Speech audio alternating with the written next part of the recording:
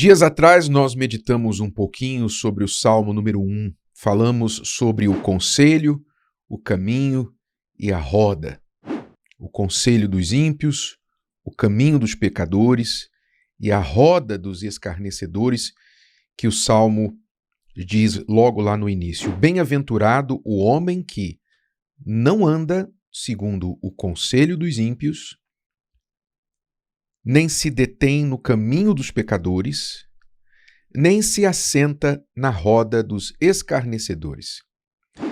Este primeiro versículo do primeiro salmo, ele tem três grupos de três coisas aqui, que ensinam lições magníficas para nós. Nós já falamos do conselho, do caminho e da roda. Se você não acompanhou isso, verifique as nossas mensagens anteriores e você vai aprender. Agora vamos falar sobre outros três aqui neste versículo, que é andar, se deter e assentar. Então, o homem que é feliz, que é abençoado, ele não anda segundo o conselho dos ímpios, ele não se detém no caminho dos pecadores e ele não se assenta na roda dos escarnecedores. Então nós vemos aqui uma progressão de comportamentos.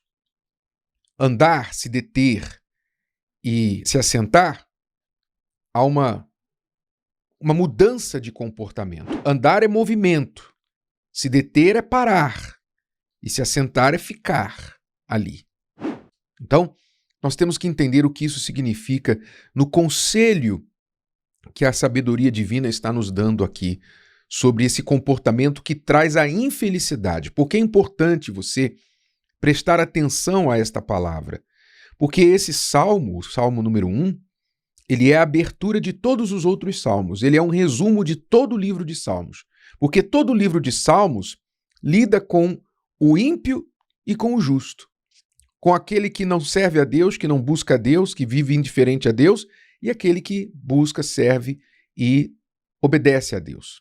Então o salmo número 1, ele é o resumo, é a introdução de todos os salmos. E é importante atentar, porque ele já começa com a palavra feliz, quer dizer, quem busca a felicidade, quem quer entender por que não consegue ser feliz, deve atentar para esse conselho aqui. Deve atentar para essa palavra. Você que diz assim, eu quero ser feliz, eu não consigo ser feliz, por que eu não consigo aquilo que eu quero? Estou sempre triste, vazio, eu nunca estou satisfeito, a vida nunca parece suficiente para mim. Preste atenção, porque o Salmo número 1 traz a resposta a esta pergunta. Então, vamos focar aqui nesse andar, se deter e se assentar. O homem feliz, ele não anda no conselho dos ímpios. Quando a gente fala em andar, aqui, a gente fala em movimento. É algo que a pessoa faz sem nem pensar. Quando você está andando na rua, em casa, qualquer lugar, você nem está pensando nos seus movimentos. Você faz sem pensar. Andar no conselho dos ímpios envolve você fazer aquilo que os ímpios falam, pregam e divulgam, até mesmo sem perceber que você está fazendo isso. Você nem percebe. Quantas pessoas, por exemplo, nesta época, estão já se preparando com a sua fantasia para o Halloween preparada, porque vai ter uma festa temática lá na empresa, lá na escola, vai ter algum tipo de celebração, de comemoração, e a pessoa já está preparada, tá? Ela está motivada, ela está assim, entusiasmada com esse dia, caprichando na fantasia dela. Por quê? Porque ela nem percebe que ela já entrou no conselho dos ímpios. Ela já entrou, ela está andando no conselho dos ímpios. Ela não percebe, ela incorpora os conselhos dos ímpios no dia a dia. Você, quando anda no conselho dos ímpios, você o faz de forma imperceptível. Você nem para pensar, é como andar. Você não para. Vamos ali na esquina, você levanta, vai andando, Você não está pensando, põe um pé na frente do outro e tal. Não, você está só andando. Você está fazendo o que você costuma fazer desde que você deixou de engatinhar e começou a andar.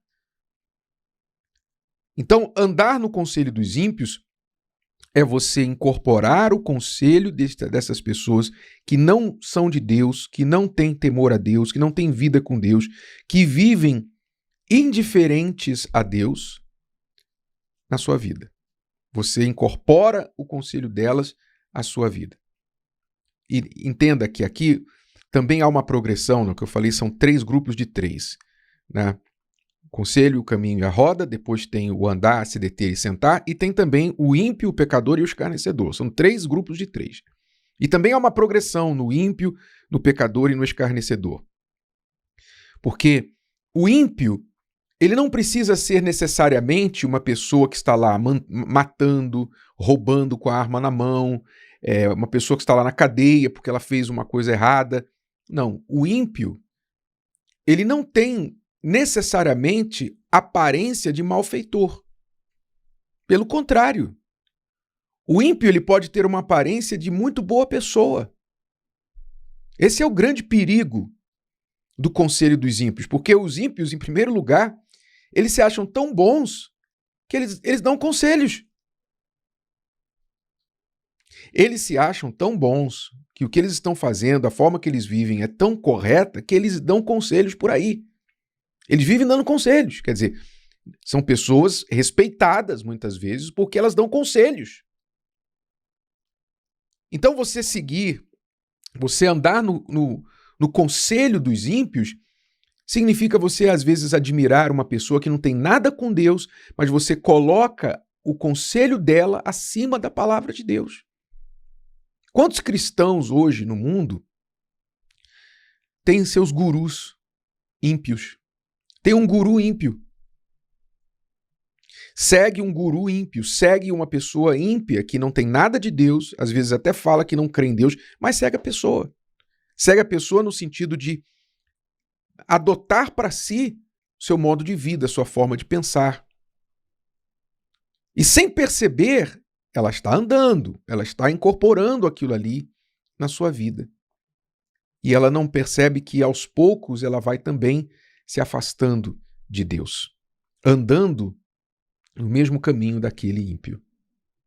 Então, o andar é algo que a gente está fazendo sem perceber, é incorporar o conselho dos ímpios, que não tem aparência de malfeitores necessariamente, na nossa vida.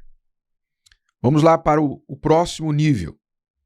Se deter no caminho dos pecadores. Aqui já aumenta um pouquinho o nível. Aqui o pecador, ele já é conhecido por fazer coisas erradas. Ele é conhecido, ele tem um comportamento que as pessoas já sabem. Aquela pessoa ali, olha o que ela faz, não é legal. Mas a pessoa que é incauta, ela para observar. Se deter quer dizer o quê? Imagine você está num shopping, né? Você vai lá no shopping, aí você está andando pelo shopping, olhando as lojas, olhando as vitrines. Você está andando. Olha as roupas, olha as vitrines, olha as promoções, olha os movimentos no shopping, etc. Você está olhando. De repente você passa em frente a uma loja, uma vitrine que te chama mais atenção. Um item que te chama mais atenção. Aí o que você faz? Você para. Você para em frente àquela vitrine e você fica olhando. Quer dizer, você se detém. Você parou. Você parou por quê? Porque alguma coisa te chamou a atenção. Você parou para olhar, você parou para observar, você parou para perguntar, para investigar mais a respeito. Qual é o preço? Isso aqui serve para quê? Você começou a imaginar, e se esse vestido em mim, como é que ficaria? Esse sapato em mim, como é que ficaria? Você parou para olhar. Não estou falando que isso aí é pecado, não. Estou só dando um exemplo, tá? Mas é a mesma coisa com a pessoa que se detém no caminho dos pecadores. Ela olha o pecador e ela começa a considerar, poxa, olha só, é a jovem, né? A jovem que vai à faculdade, vai à escola, ela sempre foi criada de uma maneira correta, de não se desvalorizar, de não se entregar a qualquer um. Aí ela olha aquela outra jovem popular, as mais, né? Ela olha o grupinho das mais na escola e ela vê que aquelas meninas que são as mais disputadas, as mais queridas, as mais cobiçadas dos garotos na escola, aquelas meninas, elas beijam todo mundo, beija homem, beija mulher, fica com um, fica com o outro e tal. E aí a jovem, que até então era comportada, não é aquela jovem que seguia os bons princípios da família, etc., ela olha assim aquela outra jovem, toda desregrada, e ela fica olhando. Puxa, olha só, ela se arruma de uma forma que chama atenção, os garotos ficam todos atrás delas, olha só. Então, quer dizer, essa jovem já se deteve no caminho da pecadora. Ficou olhando. Porque quando você fica olhando, você sabe, antes de tomar, antes de comprar, você olha. Antes de pagar e levar para casa, você olha, você investiga, você para, você observa. E assim com o pecado também. Então a gente tem que tomar cuidado com essas paradinhas. Parar para olhar o pecador, parar para observar o pecador, considerar a vida do pecador. O que o pecador tem para dar para a gente? E aí vem o terceiro e último passo, que aí é o último prego no caixão, né? É sentar-se à roda dos escarnecedores. Aí, realmente, se assentar quer dizer se juntar a eles, fazer parte do grupinho, entrar em acordo com eles, passar a ser um deles, a arquitetar junto com eles o mal que vocês vão fazer. Se acharem o máximo, todos os outros que não estão naquela panelinha, naquele grupinho, não prestam, só presta quem está aqui no grupinho. A roda dos escarnecedores. Os que estão fora são os escarnecidos, os que estão dentro são os escarnecedores. E como as pessoas normalmente não querem ser escarnecidas, elas se juntam à roda dos escarnecedores. Aí realmente elas selam a sua destruição, a sua infelicidade. Então, vem aí esse alerta para todos nós. Você está andando sem perceber, incorporando os conselhos dos ímpios? Você está se detendo, parando para ficar observando um pouquinho mais, talvez com um pouquinho de invejinha, de curiosidade com a vida dos pecadores? Está se detendo lá na internet, vendo coisa que não deveria ver, pesquisando a vida do pecador, admirando a vida do pecador? Você está fazendo isso? Ou pior, você já se juntou a eles? Você já está na roda, você já está rodopiando. Já está rodopiando. Qual é a sua situação? Desperte, meu amigo, minha amiga, porque essa progressão é o caminho para a infelicidade. Você não percebe no momento, você só percebe quando a bomba estoura debaixo do seu nariz. Aí pode ser tarde demais. Por isso, a palavra nos ensina, nos alerta. E quem tem juízo, segue. Se o vídeo de hoje te ajudou, você conhece alguém que vai ser ajudado por essa mensagem, passe adiante. E se você ainda não inscreveu aqui no canal, inscreva-se agora. Até a próxima.